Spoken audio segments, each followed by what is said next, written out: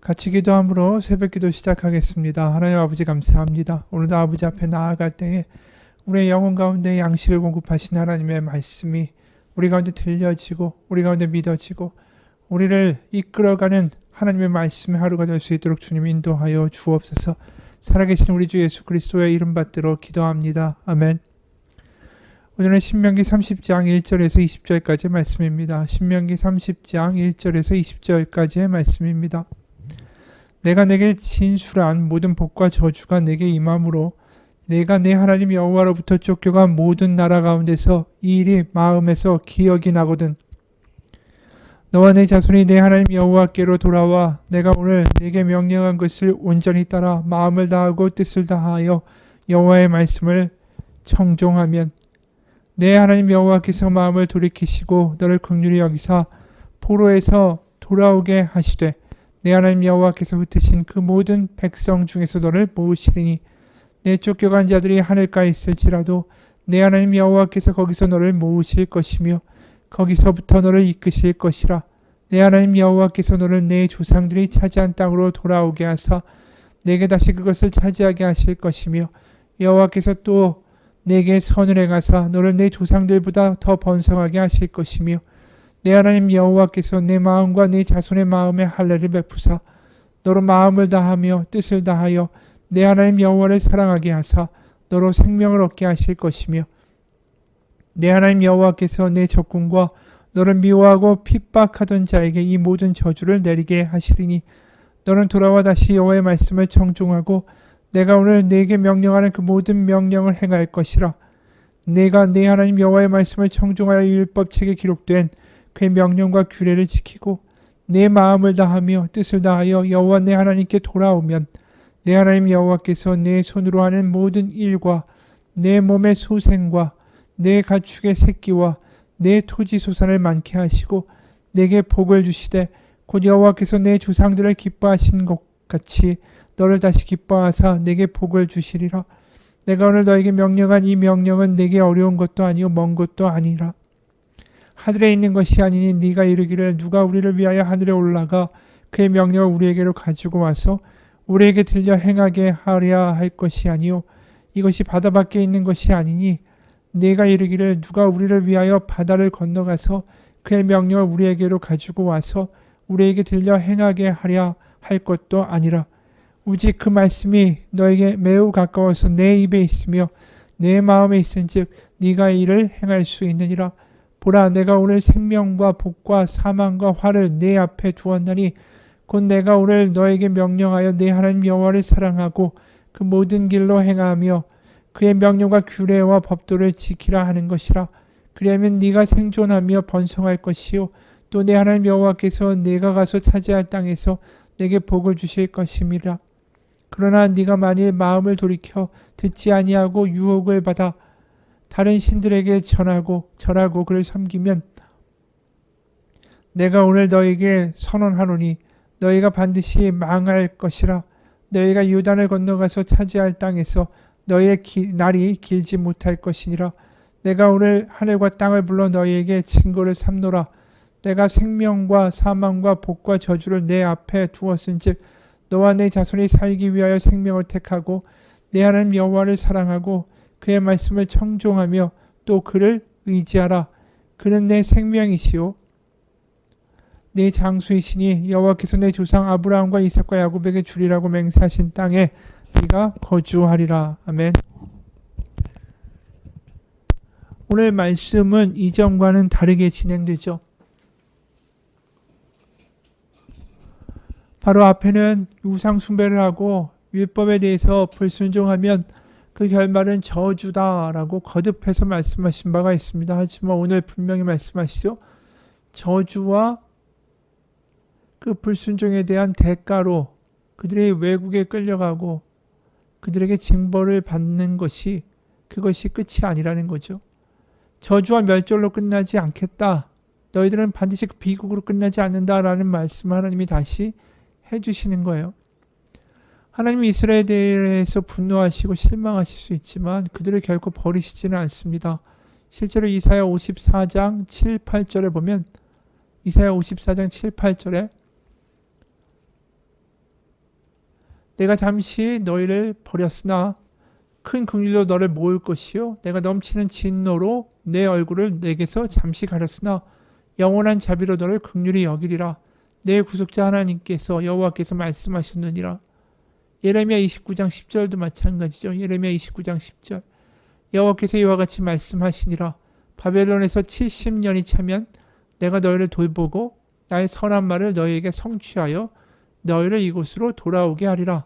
여호와의 말씀이니라. 너희를 향한 나의 생각을 내가 안하니 평안이요 재앙이 아니니라. 너희에게 미래와 희망을 주는 것이니라.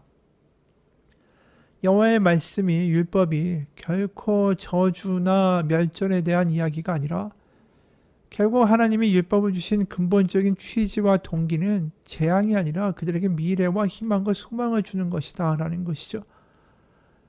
그리고 이사야 54장에 우리가 읽은 대로 하나님이 율법을 어긴 이들에게 대해서 잠시 그 징계를 가하실 수는 있지만 결국 하나님의 긍휼로 그들을 다시 모으실 것이다.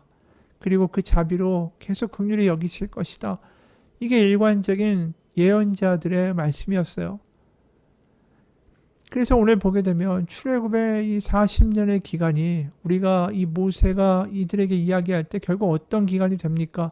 하나님의 말씀이 그들의 눈과 귀에 들려지는 순간, 그러니까 40년의 기간이 그들에게는 필요했던 거예요. 하나님의 말씀이 이 팥으로 매줄 쓴다 해도 들려지는 그러한 순간의 시간들이 필요했다라는 거죠.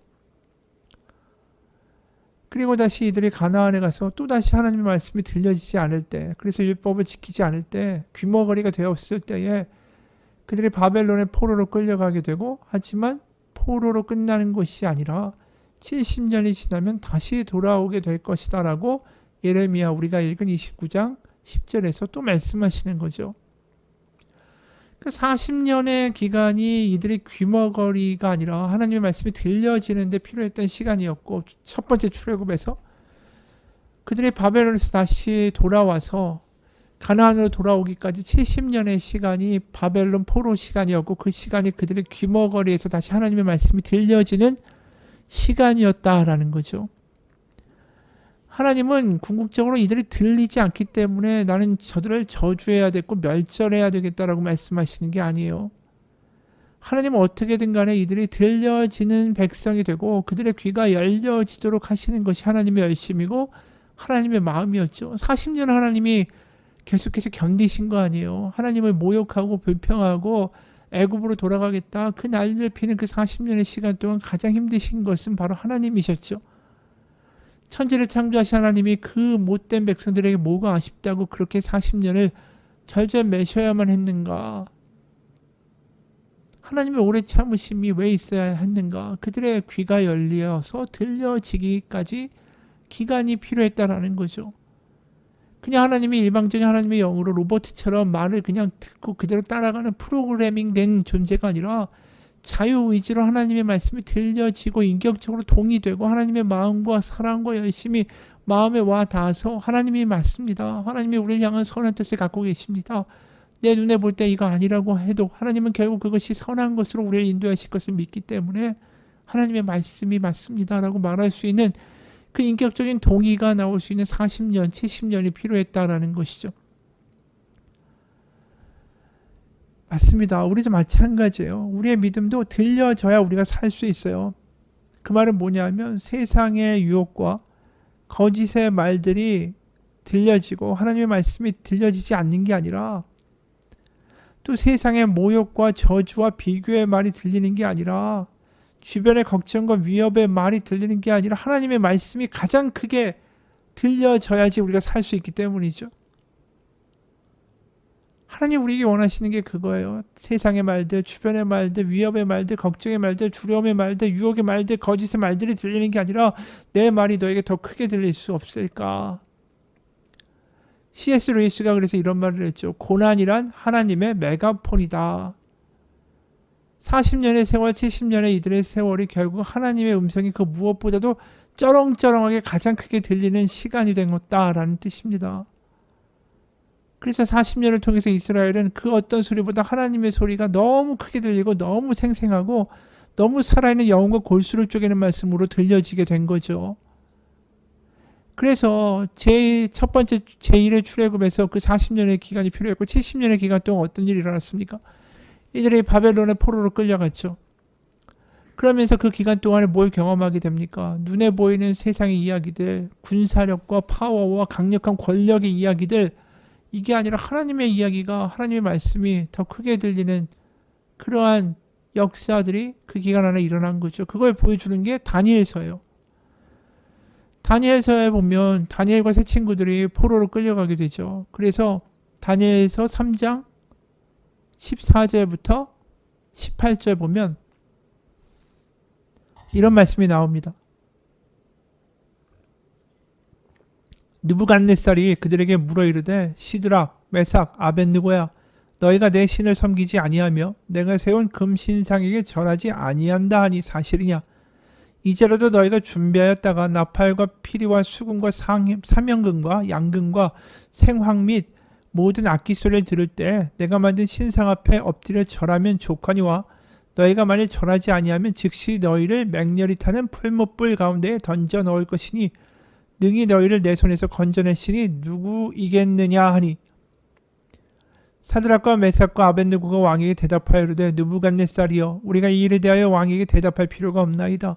왕이여 우리가 섬기는 하나님이 계시다면 우리를 맹렬히 타는 풀무불 가운데서 능히 건져내시겠고 왕의 손에서도 건져내시리이다.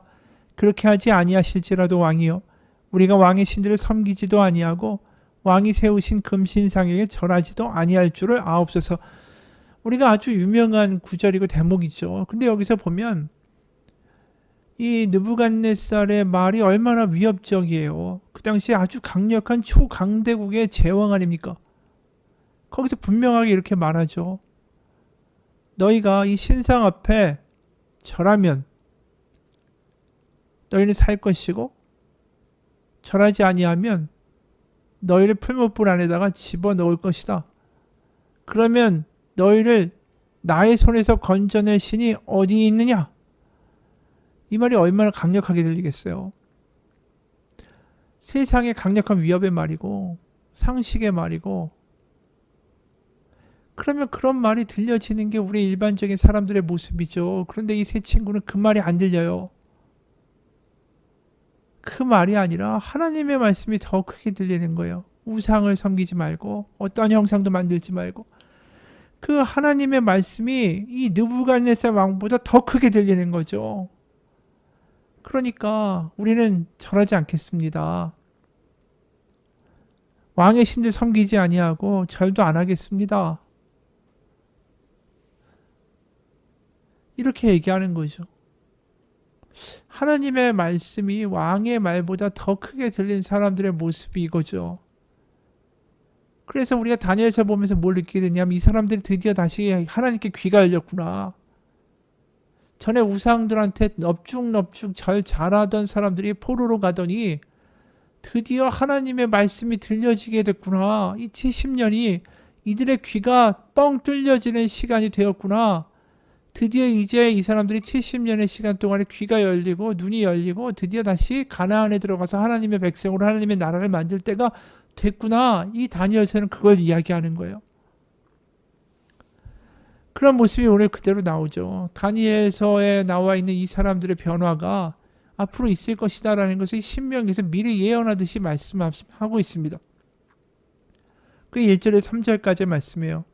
내가 너에게 진술한 모든 복과 저주가 너에게 임함으로 네가 내 하나님 여호와로부터 쫓겨난 모든 나라 가운데서 이 일이 마음에서 기억이 나거든. 포로로 끌려갔죠. 그리고 2절 너와 내 자손이 내 하나님 여호와께로 돌아와 내가 오늘 너에게 명령한 것을 온전히 따라 마음을 다하고 뜻을 다하여 여호와의 말씀을 청종하면 여호와께로 돌아와 그 말씀이 들려지게 되면 3절에 여호와께서 마음을 돌이키시고 너를 긍휼히 여기서 포로에서 돌아오게 하시되. 그렇죠. 이게 드디어 다니엘서가 그걸 보여주는 거 아니에요. 이제 하나님의 말씀이 들려지기 시작하니까 다시 너희를 긍휼히 여기서 포로에서 돌아오게 하실 것이다. 그게 그대로 다니엘서에서 이루어진 거죠. 바로 하나님의 말씀이 들려지면 돌아오면 하나님은 항상 그들을 회복시키실 준비가 되어 있다라는 거죠. 문제는 뭐죠? 돌아오지도 않고 들려지지도 않는 게 문제라는 거죠. 그래서 신명기와 신명기 나와 있는 저주와 형벌은 절대로 그냥 비극으로 끝나는 게 아니에요. 하나님 항상 그들이 돌아오고 들려지도록 어떻게든 만들고 싶어 하신다라는 거죠. 그게 제2의 출애굽이 일어난 이유 아니겠어요?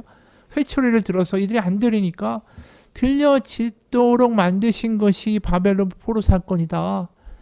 그래서 갈대아인이나 이런 바벨론 사람들은 하나님의 몽둥이다 이렇게 표현하는 거죠. 그래서 그들이 가나안에 들려져서 정말 귀가 열려서 하나님의 말씀이 그 세상에 어떤 소리보다 크게 들리게 될 때 어떠한 축복이 있냐면 5절 내 하나님 여호와께서 너를 내 조상들이 차지한 땅으로 돌아오게 하사 너에게 다시 그것을 차지하게 하실 것이며 여호와께서 또 너에게 선을 행하사 너를 내 조상들보다 더 번성하게 하실 것이며 더 번성하게 하신대요. 그러니까 절대 비극이 아니라는 거죠. 율법의 저주가 저주로 끝나지 않고 더 큰 축복으로 이어진다라는 거예요.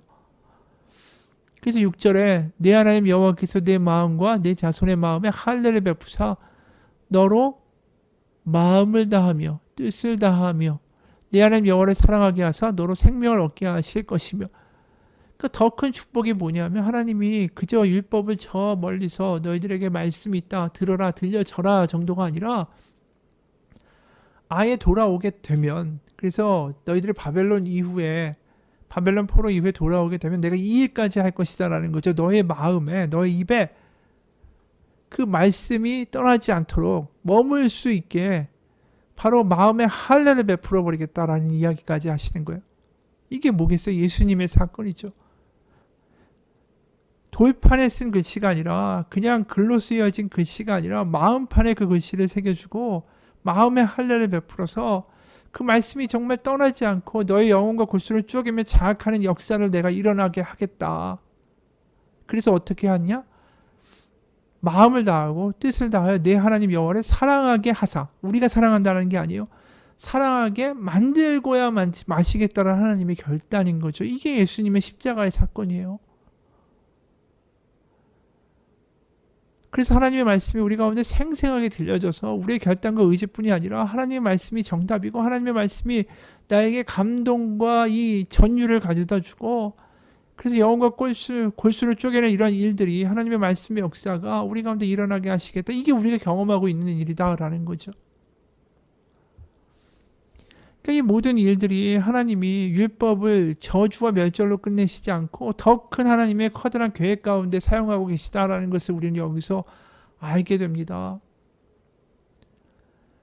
그래서 그 말씀을 구체적으로 하시는 것이 11, 12, 13, 14절이죠. 이미 말한 대로 내가 오늘 너에게 명령한 이 명령은 너에게 어려운 게 아니고 먼 것도 아니라 하늘에 있는 것이 아니니 네가 이르기를 누가 우리를 위하여 하늘에 올라가 그의 명령을 우리에게로 가지고 와서 우리에게 들려 행하게 하려 할 것이 아니요 이것이 바다 밖에 있는 게 아니니 네가 이르기를 누가 우리를 위하여 바다를 건너가서 그의 명령을 우리에게로 가지고 와서 우리에게 들려 행하게 하려 할 것도 아니라 오직 그 말씀이 너에게 매우 가까워서 네 입에 있으며 네 마음에 있은즉 네가 이를 행할 수 있느니라. 해야 한다가 아니에요.